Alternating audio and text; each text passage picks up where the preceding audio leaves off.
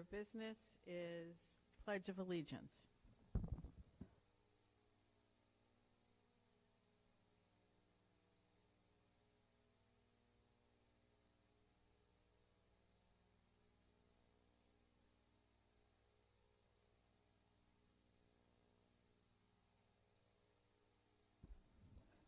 I'm going to call on Paula. We're going to have a moment of silence, and Paula's going to say a few words before we do that. Thank you, Lynn. Have undergone and noted the loss of Bob Haddad.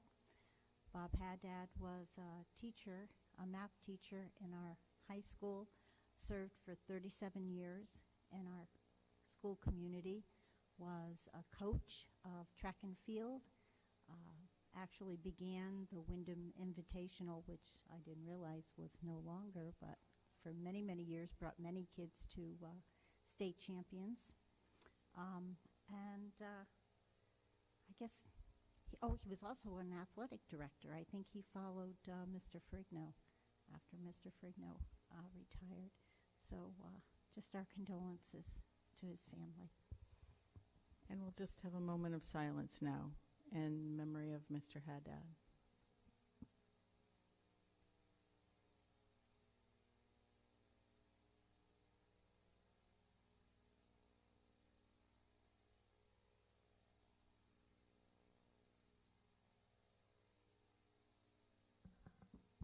Thank you. Thank you for sharing that memory with us, those highlights of his career here. So now we'll go on to approval of minutes, and I'd entertain a motion for the February 15th, 2023 minutes to be approved. Thank you. Ilda made the motion. Is there anybody else who would make a second? Second. Thank you, Paula. Any comments on the minutes? Seeing and hearing none, please indicate your support for the approval of the minutes by raising your hand. It's unanimous. Thank you. So next thing is public comment. Is there anybody who signed up under public comment? Katina would like to speak during public comment. Go ahead, Katina. Yes, I would like to give a shout out to Barrows School that had the invention convention today, and it was phenomenal. The kids were creative, and it talks about project learning a lot in terms of the math and science they learned. And the families, there were lots of parents who became judges and were participating. So they did a great job, everybody. So congratulations. Thank you. And I know it was a great event. I'm sorry I had to miss it. I was just going to add that normally they end up sending students to compete at the state level, so, and then potentially nationally. So we're looking forward to those results. Anybody else want to speak during public comment? Okay, I don't see anybody. We'll move on to the superintendent's report. Oh, there's nothing under board chair's report except that I do want, well, let me just say, we do need to go into executive session later on in this meeting, so we are going to front load as much business as we possibly can before we go into executive session, at which point board members will get out of this meeting and go into a separate room, and board members who are online will have to join us on a special different link in order to have executive session. If we're going to take action on a couple of items on that executive session agenda, we'll have to come back into session here in this room for that. Just so everybody watching understands that we'll be leaving the room for a while to talk about those items. Okay, so we really have two topics. One is quick and one is a little longer. Be potentially a longer discussion. So the first is the attendance and discipline data. We provided the next 2 weeks view of how the schools are doing attendance-wise. Our goal continues to be to reach 90% or better in terms of our attendance rates, with many of the schools achieving that goal. Then you'll notice that there is, in terms of our discipline data, the schools have, I guess, more consistent data because we have finally gotten all schools to only report out on the administrator-managed referrals. So the behavior incidents that occur in schools that require an administrator to intervene. So the numbers, they're not ever going to be exactly the same school to school, but they're much closer in line. So I think that we achieved what the board was looking for in terms of consistency in reporting.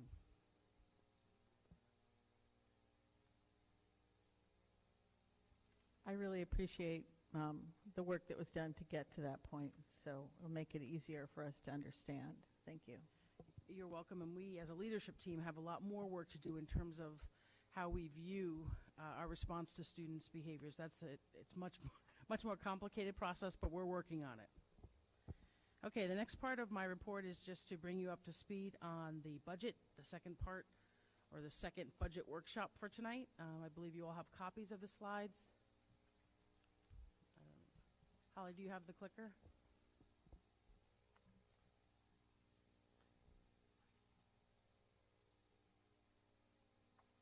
So again, it's the most up-to-date information we have for you.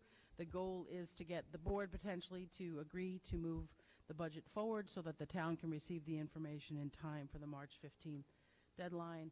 And we are preparing another budget book. So we're looking to potentially get this voted on tonight, or certainly by the end of the week if the board needs more time to think about where we're headed in terms of our final budget. All right, so cost driver. We'd have to have a special meeting if we didn't. That's true. We'd have to notice and have a special meeting if we didn't approve it tonight. Take care of it tonight. That works. But we do have time if the board feels we need it. We don't have to present it until the 15th. Okay, so the major cost drivers have not changed. They're all the same information we provided on February 7th, in the budget book you received on the 10th, and in last week's budget workshop. So cost drivers remain the same. The budget philosophy on the next slide remains the same. We were able, I say we, but I'm talking collectively about Rita. Rita was able to find one more place where we could potentially reduce the budget increase. And that is, actually, can you skip forward to two more slides? Skip that, yeah, you'll see it on the next slide. She was able to find $394,000 in employee benefits transferred between general budget and grants. So that is the difference. You can go back one, Holly. That is the difference between what we presented last week at a 4.562 budget increase versus the 3.759. I'm not comfortable going any lower. I think that this is the lowest we're going to be able to go. One of the things that I've been talking to my team about, and I want to make sure the board's clear on, is we've worked really hard to develop the assumptions. The next slide in your packet are all the assumptions that we've been talking about. You'll see your big buckets and then the assumptions. Could you just fast forward to the assumptions? Because that's really... There you go. So the assumption slide talks about all the things that we believe to be true. They're not guaranteed. They're highly likely. And so some of those assumptions, many of them, are a result of us having access to COVID funds, to the ESSER funds. ESSER funds are going away in September of 2024. So I want to make it clear to the board and to anyone listening, it will cost us more money to run the district moving forward when the ESSER funds disappear. We've been very lucky. And I think we've used them strategically and in support of students. We've sort of maintained that idea of student-centered, sustainable, and transparent budgeting throughout. But it is going to cost us more money to run the district when these funds are gone.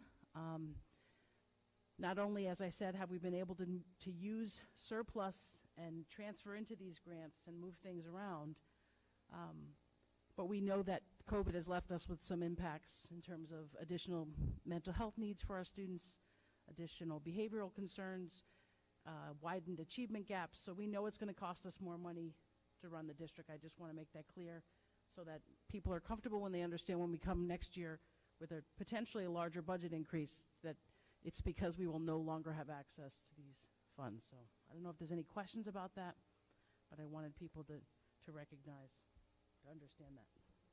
Does anybody have any questions or comments? Yes, go ahead, Ilda.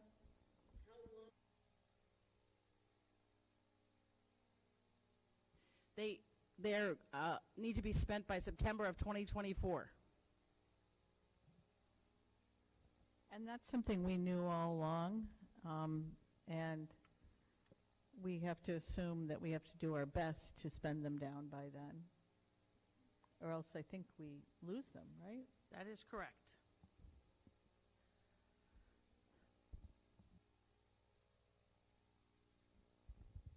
Rita or Dr. Youngberg, on page 5, I'm a little... Tina, could you please hold that closer because Yes, it's I'm very hard to sorry. hear you.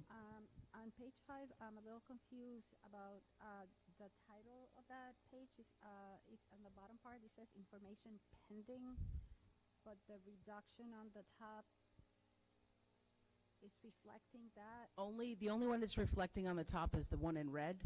The other Okay. ones we're estimating those things are coming, but we're not 100% sure. Okay. We're getting them all, or they're the exact amounts listed. But the one in red is confirmed.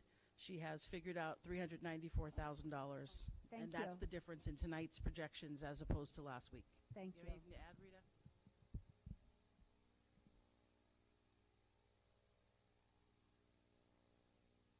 Yeah, I just wanted to explain the ARP ESSER benefits credit that I hadn't calculated until this past week of all of the positions we put into ARP. That's the benefits for the staff that are in the ARP ESSER grant that will be moved to the general fund next year. Does that make sense? Yes. It's just going through with a fine-tooth comb and making sure that we're not allocating things to the general budget that we can pay for with the ESSER grant legitimately. Correct. Right? And so we wanted to make sure that we're presenting to the town and to the taxpayers the budget that's closest to, you know, what we really can, what we need and afford, and that this helps bring it down below 4.562% to 3.759%. That's correct. Any other questions or? So that is the biggest change. That we're, you know, the only big thing that That's the we're only looking at change. Everything today else from is the last same. week. Correct. Okay. So I think now is the time for people on the board to raise questions, to make comments, because we'll be asked, unless somebody makes a compelling argument not to take action tonight, we're asking ourselves to vote on this during action items tonight. So does anybody have anything they want to say? Katina, you look like you're getting ready to say something. Thank you. When will we get confirmation about all those other areas that are pending? So the assumptions, we don't actually get them until we close out the school year. That's why they're just assumptions, and I'm saying they're highly likely, but they're not 100% guaranteed. The same is true last year. We built the budget last year with assumptions, so that it's no different, and the same is true of the year before that. But I know we do have to make it clear that they're assumptions. We believe them to be true, but we won't know until we close out the school year. That's one of the things that's really difficult about budgeting for a school system, is we're estimating what it's going to cost us to run the district in the next school year before we know what it actually cost us to finish this school year. So it's all estimates of estimates. So it's definitely not a perfect science. We're doing the best we can. And we're also making budget decisions without knowing the final figures on what might be coming from the state, for example, because the state budget won't be resolved until June. And the town and any other municipality or board of ed around the state deals with the same thing. This is just a difficult thing that we have to make decisions before the next fiscal year starts. I mean, before we wrap up this fiscal year, and without knowing the answer to some of the questions about money coming in. But the good thing is that over the past several years, we've gotten a very good handle on our budget. And I think that the administration and Rita's office in particular have been able to present us with much more detailed information that is accurate and based as close as possible on what we know is happening and what we think may happen. So I do want to acknowledge the hard work that Dr. Youngberg and the staff have been putting in to get us to this point where we have a budget book that you can understand, and we have numbers that are not just guesses. And, you know. Absolutely. Thank you. We appreciate the hard work of all my team members. Absolutely. Anybody else want to say anything? Paula? I would just like, again, to comment on the major cost drivers. I mean, we're not adding new programs. We're not adding new staff. We're looking realistically at down the road the things that I think every business is going to be dealing with. So I think based on that, it's a very legitimate budget proposal. Thank you. Anybody else? So, not hearing anything, do people feel comfortable taking action on this budget as proposed this evening? Yeah. Okay. Great. Thanks.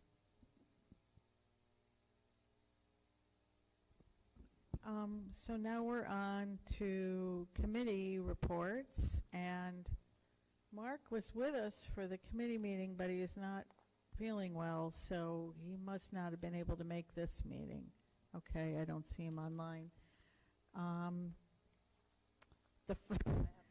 Oh yeah, the Finance and Audit, thank you. The Finance and Audit Committee met at 6 o'clock this evening, and we did review the year-to-date financials and had some conversation about maybe changes to the report that's given to the board members so we can have a better sense of actually where there are negatives and positives in the year-to-date. But Rita gives us meticulous information about year-to-date balances, and there isn't any big worry that we have. We did also talk about budget transfers, and we decided to recommend budget transfers of, I know Mary wrote it down. Oh, it's right here, $161,756. So we could take action on that this evening, but we don't have to take action on that this evening if we don't want to. And then the other thing that we talked about was the Barrows tuition, and Rita and Tracy reported to us that they are going to come back to the board, back to the committee, and then to the board with recommendations to adjust the Barrows tuition for the upcoming school year. And they're busy doing an analysis of where our tuition falls in line with what other districts are charging and what are being charged of us when we send students out of the district. So there will be a recommendation on that. We are required to take action on that by May 1st. So the board should expect to hear more on that in the coming month. And that was the gist of the discussion. Anybody have any questions or anything to add to that? Okay, thanks.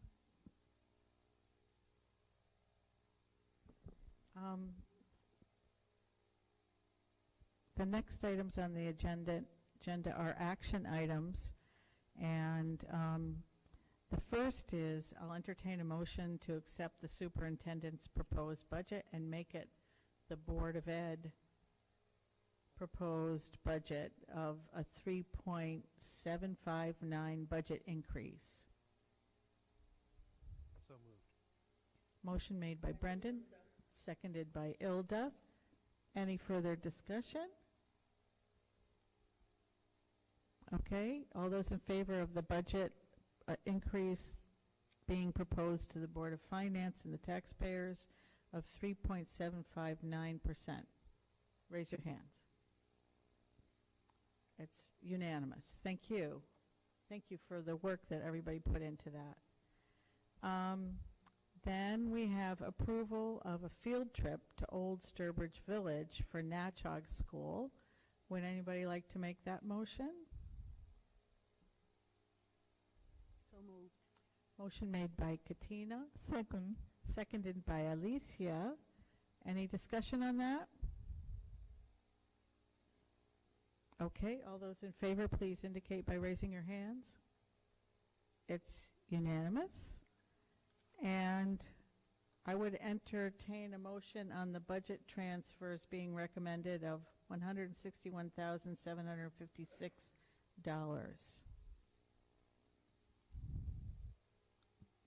So moved.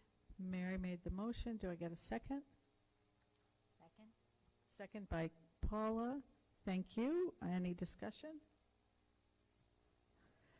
Okay, all those in favor of the budget transfers, please raise your hands. Okay, it's unanimous. Now, I will entertain a motion to go into executive session for discussion regarding the superintendent's review of progress on district priorities and goals, discussion regarding the licensed practical nurses contract, and discussion regarding teachers' stipends. I was just wondering if we could change the order, because I'm having Rita and Neil join us for executive session for the contracts. The teacher stipends in the contract. Does it matter what order we do the executive session items in? I guess once we get into the session, it If not, doesn't really I can matter. text them to bring We're them in. covering them all, so, okay, yes. But we won't be able to take action on anything until we come out of session.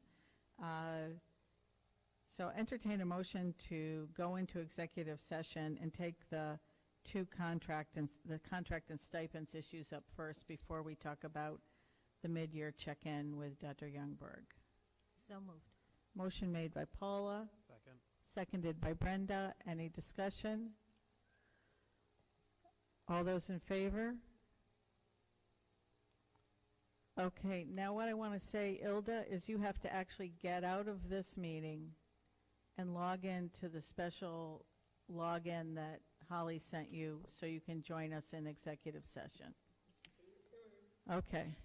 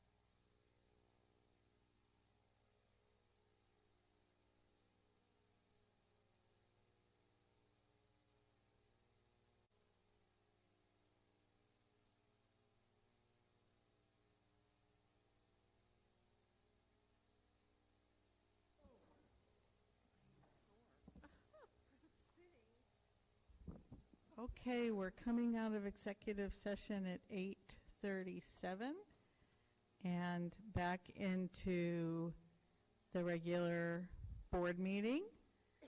And we have possible action items. So I would entertain a motion to accept the LPN contract. So moved. Motion was already seconded by Katina Ilda, sorry. It was made by Brendan. Is there any discussion? Okay, all those in favor of the motion that's on the floor, please raise your hands. It's unanimous. And then we have possible action regarding the teacher stipends. I'd entertain a motion to accept the teacher stipend structure as reported to us. Okay, motion made by Ilda. Second. Seconded by Alicia. Any discussion on that? Except that it's very complicated. But I'm glad you all worked on it. Thank you. So all those in favor of accepting the teacher stipend structure, please indicate by raising your hand. It's unanimous. Thank you very much. And last item on the agenda is public comment. Is there anybody who wants to speak during public comment?